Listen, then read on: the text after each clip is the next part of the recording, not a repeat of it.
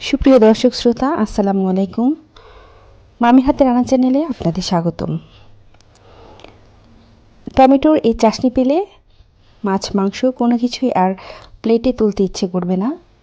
অনায়াসে আপনারা 2 থেকে 3 প্লেট ভাত এই টমেটোর চাটনি দিয়ে খেতে পারবেন। খুব ইজি রেসিপি, খুব সহজ পদ্ধতিতে আজকের এই টমেটোর চাটনিটা তৈরি করে দেখাচ্ছি। কড়াইতে দিয়ে দিচ্ছি তেল পরিমাণ মতো, দিয়ে দিচ্ছি রসুন কুচি একটু বেশি করে দিতে হবে, এতে করে চাটনিটা খেতে খুব ভালো লাগবে।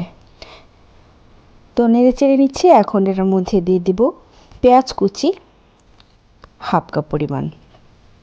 তো আমি রসুন দিয়েছিলাম বড় একটা, তো কোয়াগুলোকে কুচি করে কেটে নিয়েছিলাম।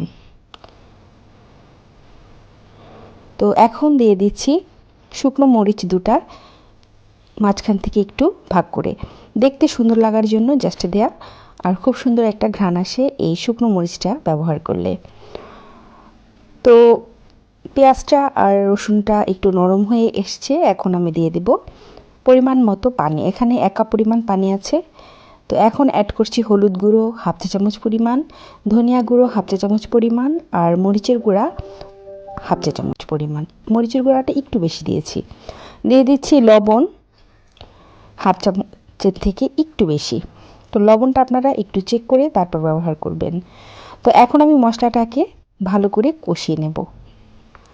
তো দেশি টমেটো নিয়েছি, ছোট ছোট টমেটো, এগুলোর খোসা অনেক পাতলা থাকে, ভীষণ টক।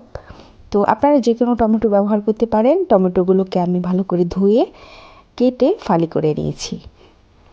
তো এখন আমি মশলাটার মধ্যে টমেটোগুলোকে দিয়ে দিলাম, দিয়ে খুব ভালো করে নেড়ে চেড়ে মিশিয়ে কিছুক্ষণ একটু ঢেকে রাখবো। খুব সাধারণ একটা রান্না, কিন্তু এটার স্বাদ এতটাই বেশি, মুখে রুচি না থাকলে বা কোনো কিছু খেতে ভালো লাগছে না, আপনারা টমেটোর এই চাটনিটা বাসায় তৈরি করে খেতে পারবেন। আমি 100% গ্যারান্টি দিয়ে বলতে পারি, একবার এটা কেউ বানিয়ে খেলে সে আর টমেটোর অন্য কোনো রেসিপি বানাতে চাইবে না। তো নরম হয়ে এসছে, টমেটোটা একদম গলে গেছে। এখন এটার মধ্যে দিয়ে দিয়েছি আমি হাফ চা চামচ চিনি। তো চিনিটা দেওয়ার কারণ হচ্ছে, আমি যেহেতু দেশি টমেটো ব্যবহার করেছি ছোট ছোট, এগুলো প্রচণ্ড টক থাকে। তো অনেক টক হওয়ার কারণে আমি সামান্য পরিমাণ চিনি ব্যবহার করেছি। যদি আপনারা হাইব্রিড টমেটোটা ব্যবহার করেন, সেক্ষেত্রে চিনি ব্যবহার করার কোনো প্রয়োজন নেই।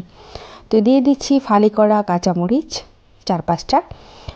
তো রান্না কিন্তু হয়ে গেছে, জাস্ট এখন আমি এই টমেটোটাকে শুকনো শুকনো করে তুলে ফেলবো। তো দেখতেই পেলেন দর্শক শ্রোতা, খুব সাধারণ সহজ একটা রান্না, কোনো রকমের কোনো ভারী মশলা ব্যবহার করিনি, একদম হালকা মশলায় জাস্ট টমেটো দিয়ে এই চাটনিটা তৈরি করেছি। আমার খুবই পছন্দ, আমি প্রায়ই এটা তৈরি করে খেয়ে থাকি। তো ভাবলাম এত মজার একটা খাবার সবাইকে একটু তৈরি করে দেখাই। তো আশা করি আপনাদের কাছে আজকের এই রেসিপিটা ভালো লাগবে। অবশ্যই বাসায় এটা আপনারা তৈরি করে খাবেন এবং আমাকে কমেন্টসের মাধ্যমে জানাবেন কেমন লেগেছে। তো এটা এতটাই টুকটুকে লাল হয়েছে, দেখতে পাচ্ছেন। আমি কিন্তু ব্রাইটনেস কমিয়ে দিয়েছি, তারপরেও টুকটুকে লাল লাগছে। তো দর্শক শ্রোতা, আজকের মতো এই পর্যন্তই। সবাই ভালো থাকবেন, সুস্থ থাকবেন। ইনশাআল্লাহ নিয়মিত আবার ভিডিও আসবে। আজকের মতো এই পর্যন্তই। আল্লাহ হাফেজ।